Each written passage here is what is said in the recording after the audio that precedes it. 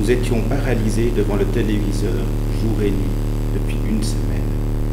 Les caméras du monde entier regardaient avec effroi par-dessus l'épaule des premiers sauveteurs, militaires pour la plupart. Sous les casques, visages poupins des pilotes d'hélicoptères. Tournant dans le ciel aimanté de suie fondante, ils effectuaient vol sur vol, en virtuose, sans jamais se retourner, vrillent vers un Moloch de non-être, ni sur eux, ni sur leur famille, ni sur ce monde vulnérable dont la forme s'estompait comme lors d'une opération du cerveau.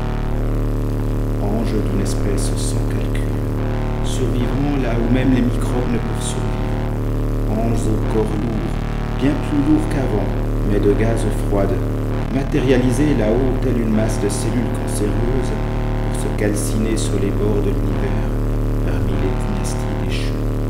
Admis aux desseins éternels de la Terre, à telle enseigne qu'on dirait la base d'un nouvel espace vectoriel. Des années plus tard, je rêve encore de ces grands insectes aux ailes galvanisées. Course au-delà de la mort, boucle de temps qui se condense, se distend. Est-il permis dans de telles conditions de parler de courage, d'un nécessaire devoir, de peser l'abnégation? Sacrifice incroyable, son éternité n'a pas de fin. La chose est à la fois absente et colossale. Il n'en reste qu'un trou dans la poussière de la mémoire, et peut-être la lévitation d'un cœur en métal, parfaitement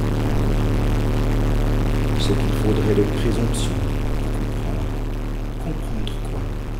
Ce qui dure se répète à force d'être intolérable et surexalté, s'infecte et s'épreuve.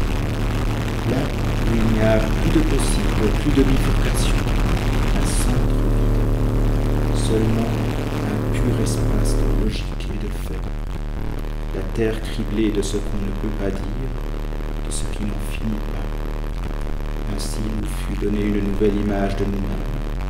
Ainsi cheminerons-nous à jamais exposés à l'inconnaissable.